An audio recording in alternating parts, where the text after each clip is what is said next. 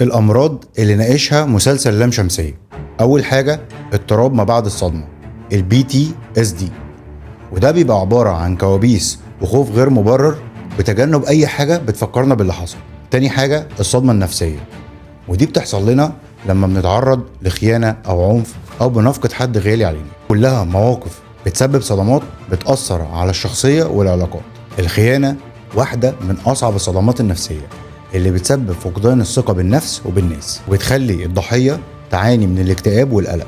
البيدوفيليا بين قوسين الاعتداء على الأطفال، جريمة خطيرة بتسيب أثر نفسي طويل زي انعدام الثقة والقلق والخوف الدائم. التشنج المهبلي، وده بيسبب كتير فشل في العلاقات الزوجية، وده بيخلي العلاقة مؤلمة، وبيبقى سببه تربية جديدة أو صدمة نفسية أو التحرش.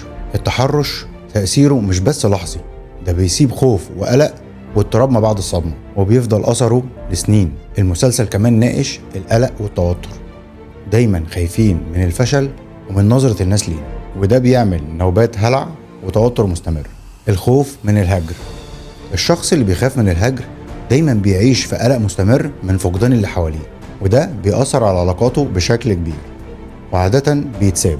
لو عايزين تعرفوا ليه اكتبوا لي ليه في التعليقات وهرد عليكم في فيديو تاني. الإذعان أو سبميشن تروما، لما الشخص يتعود إنه يقبل أي حاجة ويرضى بأي حاجة حتى لو بتضره، لأنه خايف من الرفض أو العقاب، وده طبعا بيأثر على شخصيته واستقلاليته. وأخيرا وليس آخرا الاكتئاب، واللي بيعاني ناس كتير قوي منه. الاكتئاب مش مجرد زعل، ده إحساس بالعجز وفقدان للشغف، وبيظهر بسبب الصدمات أو الضغوط. السؤال هنا، يا ترى شايفين المسلسل ناقش الحاجات دي صح ولا كان محتاج يتعمق أكتر من كده؟ شاركوني برأيكم في التعليقات. حياة سوية مع إسلام أنور، والسلام عليكم.